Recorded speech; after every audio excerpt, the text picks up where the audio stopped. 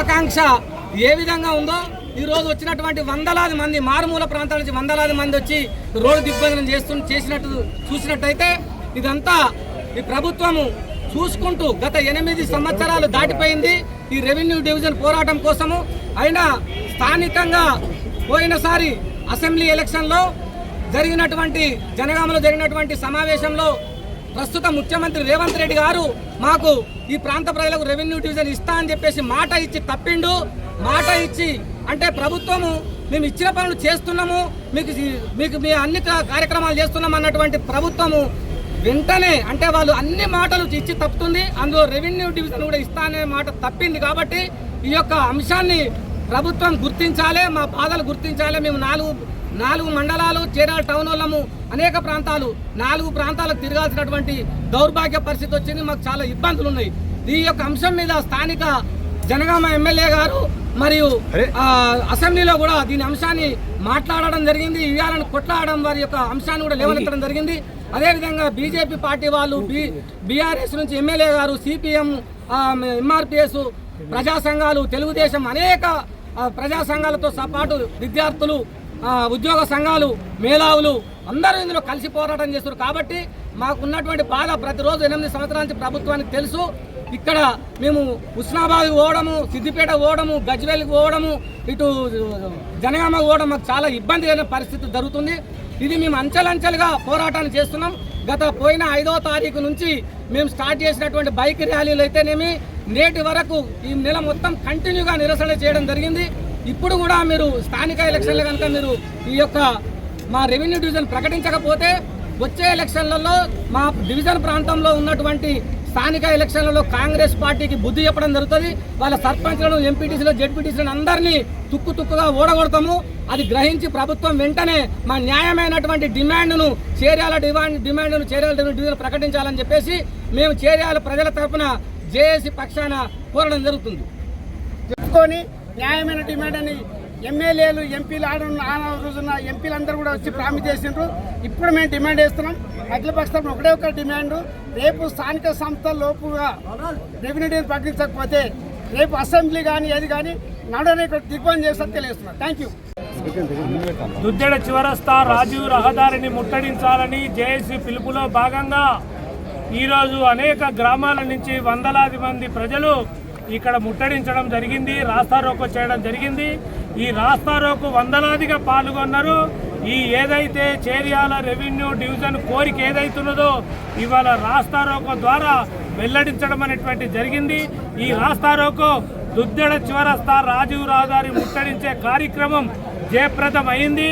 ఇందులో అన్ని పార్టీల వాళ్ళు, మాజీ ప్రజాప్రతినిధులు, ఎంపీపీలు, జడ్పీటీసీలు, సర్పంచులు, అన్ని పార్టీల కార్యకర్తలు ఇంటికొకరొచ్చి వందలాదిగా పాల్గొన్నందుకు, జయప్రదం చేసినందుకు వాళ్ళందరికీ కూడా ధన్యవాదాలు తెలియజేస్తున్నాం. చేర్యాల రెవెన్యూ డివిజన్ పోరాటం ఇది ముందుకు పోతుంది. ఇప్పటికైనా కాంగ్రెస్ గవర్నమెంట్, కాంగ్రెస్ ప్రభుత్వం, ఈ రేవంత్ రెడ్డి ప్రభుత్వం గ్రహించాలి. వెంటనే చేర్యాల రెవెన్యూ డివిజన్ ప్రకటించాలని చెప్పేసి ఈ సందర్భంగా డిమాండ్ చేస్తున్నాం. జై అఖిలపక్ష నాయకులకు అందరికీ కూడా పాదాభివందనాలు తెలియజేస్తూ, చేర్యాల రెవెన్యూ డివిజన్ మరి ఆకాంక్ష ఎంత బలంగా ఉందో ఈరోజు మేము చేసిన ఈ రహదారి దిగ్బంధంతో తెలుస్తుంది.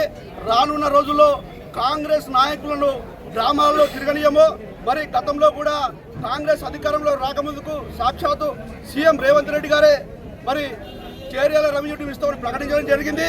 కాబట్టి వచ్చే స్థానిక ఎలక్షన్లలో ఖచ్చితంగా చేర్యాల రెవెన్యూ డివిజన్ సాధించే వరకు కూడా మేము పోరాటం చేస్తాం. ఒకవేళ అధికారంలో ఉన్న కాంగ్రెస్ పార్టీ ఇవ్వకపోతే అడుగడుగున కాంగ్రెస్ పార్టీ నాయకులను గ్రామాల్లో అడ్డుకుంటాం, తరిమి కొడతాం. రానున్న స్థానిక ఎలక్షన్లో వాళ్ళ డిపాజిట్లు గల్లంతం చేస్తామని ఈ సందర్భంగా తెలియజేస్తున్నాం.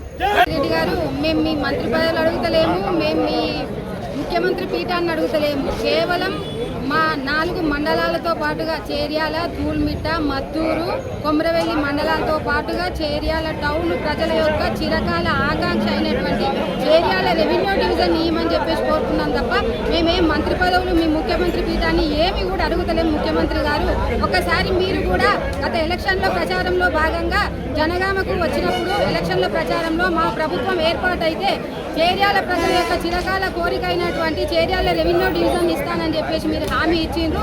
ఆ హామీ మేరకు మీరు ఖచ్చితంగా కాంగ్రెస్ ప్రభుత్వం అధికారంలోకి వచ్చింది. మా ప్రాంత ప్రజలు కూడా మీకు ఓటేసి గెలిపించారు. కాబట్టి అందరూ కూడా రాష్ట్రంలో ఉన్నటువంటి ప్రజలందరూ మిమ్మల్ని నమ్మి ఓటేసి గెలిపించారు. కాబట్టి మీరు ఖచ్చితంగా మీ యొక్క ఇచ్చిన హామీ మేరకు చేర్యాల రెవెన్యూ డివిజన్ ఇవ్వాలని చెప్పేసి మీరు ఇచ్చిన మాటనే మేము డిమాండ్ చేస్తున్నాం. దయచేసి మీరు ఇంకో రకంగా కాకుండా కేవలం మా ప్రజల యొక్క చిరకాల కోరిక అది కాబట్టి ఖచ్చితంగా డిమాండ్ చేయాలని, ఇవ్వాలని చెప్పి డిమాండ్ చేస్తున్నాం. మేము నానా అవస్థలు పడుతున్నాం. మా జనగామ నియోజకవర్గమే ఒక కుక్కలు చెప్పిన విస్తారలాగా తయారైంది. కొంతమంది చేర్యాల రెవెన్యూ డివిజన్ కోసం, చేర్యాల మండలానికి సంబంధించిన వాళ్ళు ఆర్టీఓ ఆఫీస్ కోసం సిద్దిపేటకు పోవాల్సి మేము అందరం కూడా ఒక్క దాటి పైకి వచ్చి ఒక్క ఆఫీస్లో మేము 4 మండలాల ప్రజలు మా పనులను మేము చేసుకోవాల్సిన పరిస్థితి ఏర్పడుతుంది. కాబట్టి ఇది మామూలు కోరికని, ఇది అకంగాని అలవిగాని కోరిక కాదు. మీరు కనుక ఈ స్థానిక సంస్థల ఎన్నికల లోపు కనుక చేర్యాల రెవెన్యూ డివిజన్ను కనుక ప్రకటించకపోతే ఈ రోజు రాజీవ్ రహదారి దిగ్బంధమే చేసినాం. అసెంబ్లీ ముట్టడి కూడా మా ప్రాంత ప్రజలు మేమందరం ఐక్యంగా ఉన్నాం. జై చేర్యాల. అతి తక్కువ సమయంలో మీ వ్యాపార సామ్రాజ్యాన్ని పెంచుకోవాలనుకుంటున్నారా? తక్కువ ఖర్చుతో ఎక్కువ పబ్లిసిటీ చేయాలనుకుంటున్నారా? అయితే ఇంకెందుకు ఆలస్యం? మీ జేఎన్టీవీ తెలంగాణ ఛానల్లో అతి తక్కువ ఖర్చుతో ప్రకటనలివ్వండి. అత్యధిక లాభాలను సాధించుకోండి. వ్యాపార, వాణిజ్య, పాఠశాలలు, వైద్యశాలలు, హోటళ్లు, వస్త్ర దుకాణాలు, అన్ని రకాల వ్యాపార ప్రకటనల కొరకు సంప్రదించండి. మా ఫోన్ నంబర్స్ 8558280881 9247896607.